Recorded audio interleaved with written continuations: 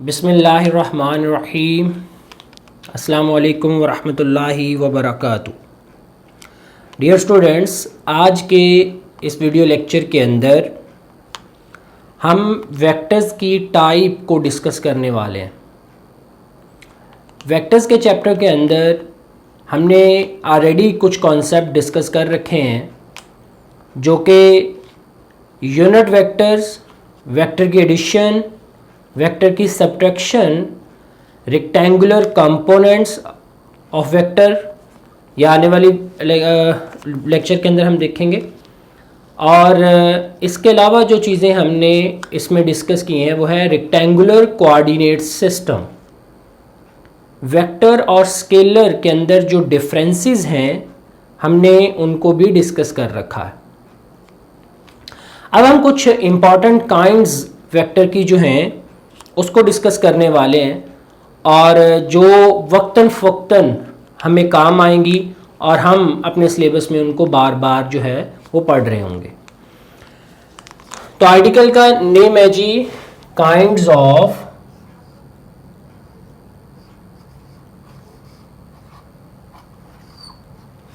Of vector.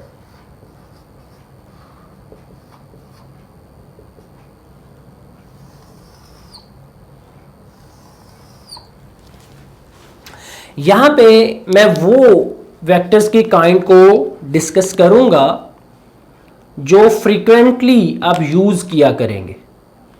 अगर हम vectors के बारे में कहें तो वेक्टर्स तो बहुत सारी क्वांटिटीज़ हैं। वेलोसिटी वेक्टर क्वांटिटी है, फोर्स वेक्टर क्वांटिटी है, मोमेंटम वेक्टर क्वांटिटी है, लेकिन हम इन वेक्टर क्वांटिटीज़ को डिस्कस नहीं करने वाले। हम वेक्टर्स की कुछ इंपॉर्टेंट काइंड्स को डिस्कस करेंगे, या यूँ समझ लीजिए कि कुछ ऐसे वेक्टर्स जो आप अपनी आगे आने वाली डिस्कशन के अंदर बार बार यूज़ किया करते हैं, हम उसको डिस्कस करने वाले। उनमें यूनिट वेक्टर भी खासी इंपॉर्टेंस रखता है। यूनिट वेक्टर के बारे में अगर हम कहें तो यूनिट वेक्टर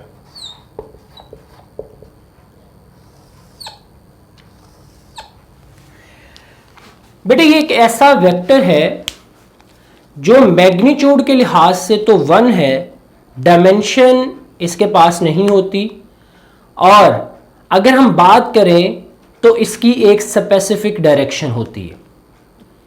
तो इसको थोड़ा सा फ्रीक्वेंटली रिवाइज कर लेते हैं जो हमने लास्ट डिस्कशन की थी। उन्हीं चीज़ों को लेकर हम कहते हैं अ वेक्टर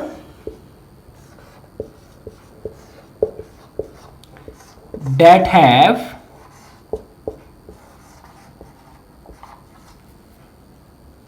वन मैग्नीट्यूड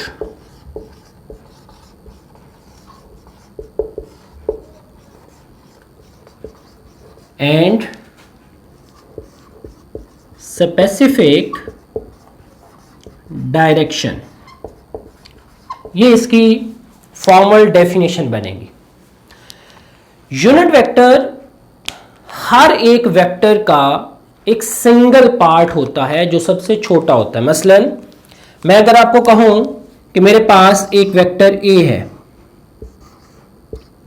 और अगर मैं इस ए वेक्टर को इस तरीके से डिवाइड करना शुरू कर दूं, 1 2 3 4 5 6 और 7, मैंने इसके इतने पार्ट्स बना ली, तो इसके एक पार्ट के बराबर जो यूनिट वैल्यू, इसको एक पार्ट को यूनिट वैल्यू कहेंगे, इसके बराबर जो वेक्टर होगा लेंथ का, और इसी सिमत में हम इसका नाम यूनिट वेक्टर रख देंगे।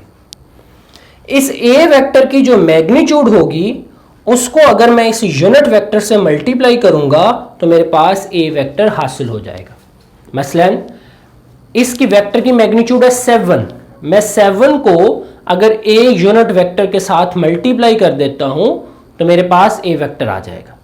तो हम ये कह सकते हैं कि हर एक वेक्टर का एक छोटा वेक्टर होता है जो उसकी यूनिट वैल्यू होती है, फिर उस यूनिट वैल्यू के साथ उस वेक्टर की मैग्नीट्यूड मल्टीप्लाई होकर एक्चुअली में वो वेक्टर बना रही होती है, जो उसकी वो यूनिट वैल्यू है, that is called unit vector.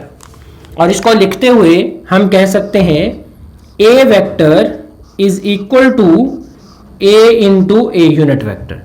और अगर ए यूनिट वेक्टर की वैल्यू निकालें तो वेक्टर ओवर इट्स मैग्नीट्यूड आ जाएगी।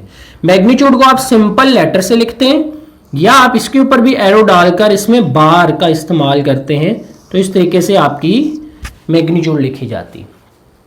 हर वेक्टर का यूनिट वेक्टर लाजमन होता है। विदाउट यूनिट वेक्टर कोई भी वेक्टर बन ही नहीं पाएगा। ठीक है, एक स्पेसिफिक स्मॉल वैल्यू जो है उसकी लेकर आप उसको मल्टीप्लाई बाय इट्स मैग्नीट्यूड कर देते हैं, तो एक बड़ा वेक्टर जो है वो बन जाता है। अब वो बड़ा वेक्टर उसकी लेंथ डिपेंड करेगी उसकी मैग्नीट्यूड पर और डायरेक्शन डिसाइड करेगा यूनिट वेक्टर। यूं समझ लें कि इस वेक्टर के दो इंपॉर्टेंट पार्ट्स होते हैं, एक मैग्नीट्यूड वाला और एक डायरेक्शन वाला। तो magnitude as well as direction ये दोनों मिलकर आपका एक वेक्टर जो है वो कंस्ट्रक्ट कर रहे होते हैं।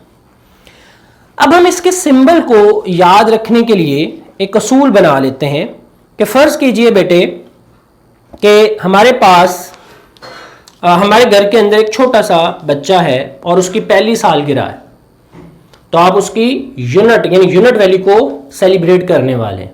तो कैसे करते हैं, आप उसके सर पे एक इस तरह की हैट यानी कैप जो है वो डालते हैं, ठीक है, और वो केक कटिंग के लिए आता है। इसी तरह की समझ लें उस वेक्टर जिसका यूनिट वेक्टर आपने शो करना है उसके सर के ऊपर भी इस तरह की एक हैट जो है वो आप डाल दिया करते हैं, जो रिप्रेजेंट करती है इस वेक्टर की यूनिट वैल्यू को यानी इसके यूनिट वेक्टर को।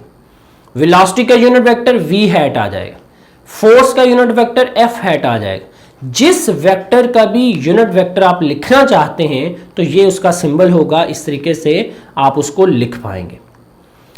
अब ये था यूनिट वेक्टर। अब कुछ स्पेसिफिक यूनिट वेक्टर्स होते हैं जो i unit vector, j unit vector, k unit vector, ये बेटे along x axis i unit vector लिया जाता है। अलोंग y एक्सिस मतलब ये हमने फिक्स कर दिए कि अगर आपने x एक्सिस की डायरेक्शन को शो करना है तो आप i यूनिट वेक्टर का इस्तेमाल करेंगे, और अगर y यूनिट वेक्टर y की डायरेक्शन को शो करना है तो आप j यूनिट वेक्टर का इस्तेमाल करेंगे। इस तरह अगर आपने z एक्सिस की डायरेक्शन को शो करना है तो आप k यूनिट वेक्टर का इस्तेमाल करेंगे। और इसी तरह अगर आपने किसी वेक्टर का नॉर्मल वेक्टर शो करना है तो नॉर्मल वेक्टर के लिए आप n यूनिट वेक्टर जो है उसका यूज करते हैं, तो उससे आप नॉर्मल की पोजीशन को रिप्रेजेंट कर लेते हैं। ये थी डिस्कशन हमारे special kind of unit vector में जो एक स्पेसिफिक डायरेक्शन को रिप्रेजेंट करने के लिए जो वेक्टर यूज होता है वो यूनिट वेक्टर होता है। तो ये इसकी काइंड्स में सबसे बेसिक है। फिर हम इसकी दूसरी टाइप के वेक्टर पे चलते हैं जो इससे कदरे मुख्तलिफ है, लेकिन उसका इस्तेमाल भी हमारी डिस्कशन के अंदर हमारे सिलेबस के अंदर फ्रीक्वेंटली रहेगा। बेटे वो चीज है हमारे पास नल वेक्टर।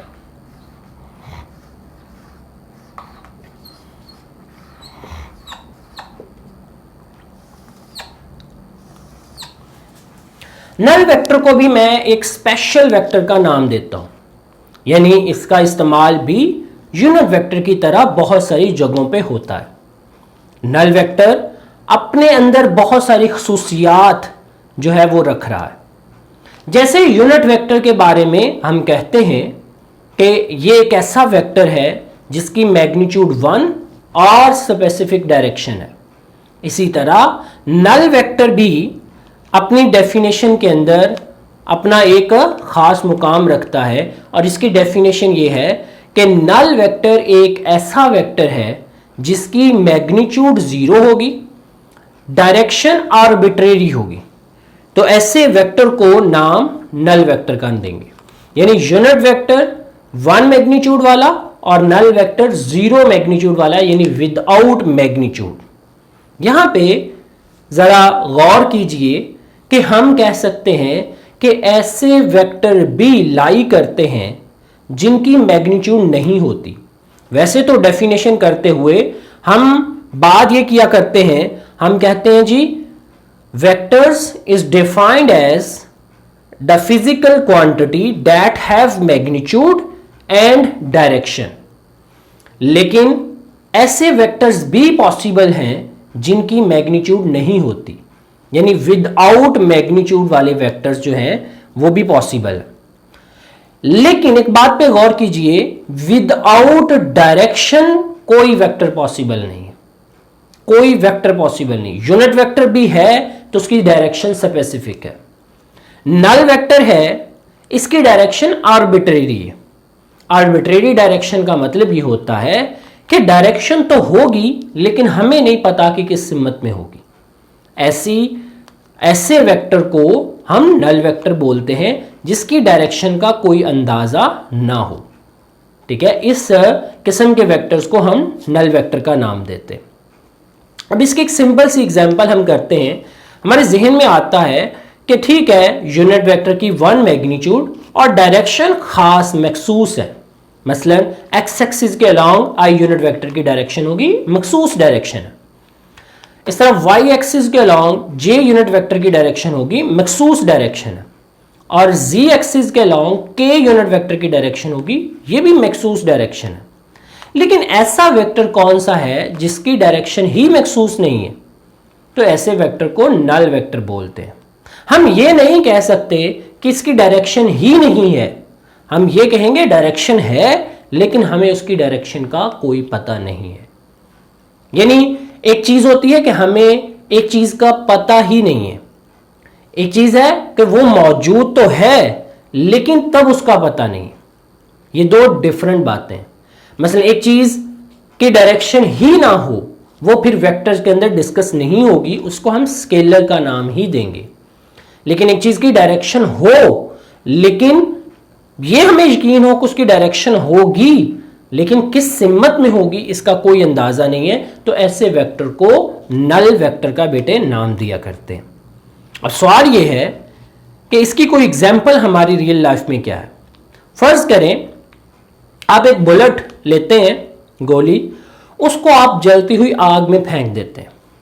अब बुलेट के चलने का जो प्रोसीजर है बेटे वो इस तरीके से होता है कि बुलेट की बैक साइड पर एक बहुत बारीक होल होता है।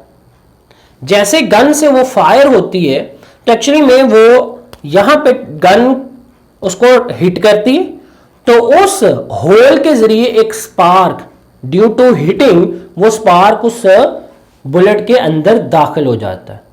उसके अंदर फिल होता है केमिकल, स्पार्किंग की वजह से वो केमिकल आग पकड़ लेता है।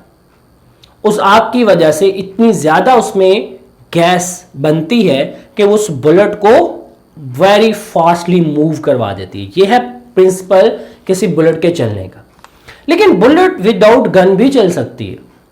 आपने अक्सर मूवीज में देखा होगा कि एक जलती हुई मोमबत्ती के करीब बुलेट लेके जाएं तो वो एक सिमत में भागने लगती है। क्या हुआ?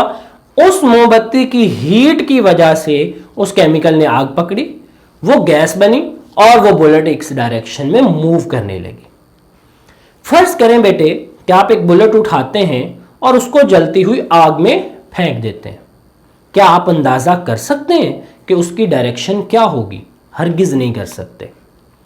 आपको यह तो इल्म होगा कि उसने किसी ना किसी सिमत में चलना है, लेकिन किस सिमत में वो बुलेट मूव करेगी वो डोंट नो। यही हाल नल वेक्टर का होता है। नल वेक्टर की एक सिमत मखसूस होती है, लेकिन किस सिमत में होगी इसका हमें अंदाजा नहीं होता। तो ऐसी डायरेक्शन को हम आर्बिट्रेरी डायरेक्शन का नाम देते हैं।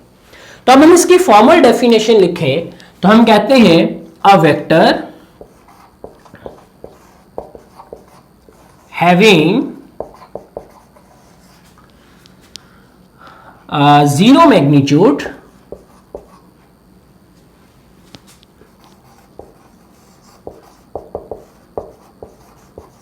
and arbitrary direction, ऐसे वेक्टर को हम नल वेक्टर का नाम देते हैं।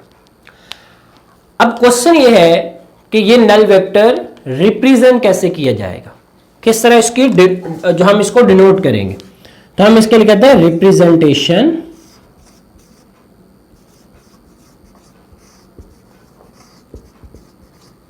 या फिर हम इसका सिंबल बनाते हैं। किसको, इसका सिंबल क्या होगा?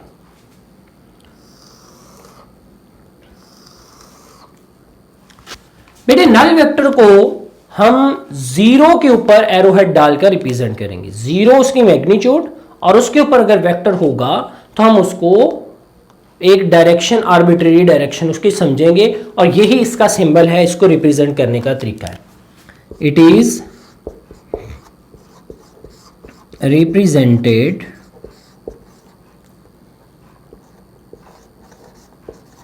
बाय जीरो के ऊपर मैग्नीट्यूड। लेकिन एक बात याद रखिएगा, ये जीरो से मुख्तलिफ है। जीरो एक स्केलर नंबर है, उसकी कोई मैग्नीट्यूड नहीं होती, लेकिन जीरो के ऊपर अगर एरो आ जाए तो इसको हम जीरो नहीं बल्कि इसको नल वेक्टर बोलेंगे और उसके पास वेक्टर वाली तमाम तर प्रॉपर्टीज होंगी, यानी डायरेक्शन भी इसके पास होगी। तो हम उस डायरेक्शन को आर्बिट्रेरी डायरेक्शन का नाम देंगे। अब सवाल है कि ये वेक्टर, ऐसे वेक्टर्स बनते किस तरह से हैं, किस तरह से हम उसको कंस्ट्रक्ट करते हैं। तो how to construct this kind of vector. ऐसे वेक्टर्स को कंस्ट्रक्ट करने के लिए हम एक वेक्टर को, मसलन ए वेक्टर को इसी की मैग्नीट्यूड नेगेटिव ए में ऐड कर देते हैं। मसलन इसी के नेगेटिव वेक्टर में ऐड कर देते हैं। अगर आप ए वेक्टर को उसी के नेगेटिव वेक्टर्स में ऐड करते हैं तो आपके पास रिजल्टेंट में नल वेक्टर हासिल होगा। मसलन दो वेक्टर्स अगर इक्वल मैग्नीट्यूड के और ऑपोजिट डायरेक्शन में होंगे तो ऐसे वेक्टर्स को ऐड करने से रिजल्टेंट जीरो आएगा। ये बात अपने जहन में बिठा लीजिए। मैं कह रहा हूं कि two equal but opposite directional vectors are added to each other, then resultant will be null vector. दो वेक्टर्स जिनकी मैग्नीट्यूड बराबर और डायरेक्शन एक दूसरे के रिवर्स हो तो ऐसे वेक्टर्स को ऐड करने से रिजल्टेंट हमारा नल वेक्टर आ रहा होता है। अब बात कर लेते हैं बेटे एक तीसरी किस्म के वेक्टर्स के बारे में, जो कि है इक्वल वेक्टर्स। ये दो वेक्टर्स का मुआवजा करने के लिए हम एक टर्म यूज करते हैं जिसका नाम होता है इक्वल वेक्टर्स। इक्वल वेक्टर्स क्या होते हैं? नाम से ही इसका कुछ अंदाजा हमें हो जाता है कि इक्वल वेक्टर्स कैसे होंगे।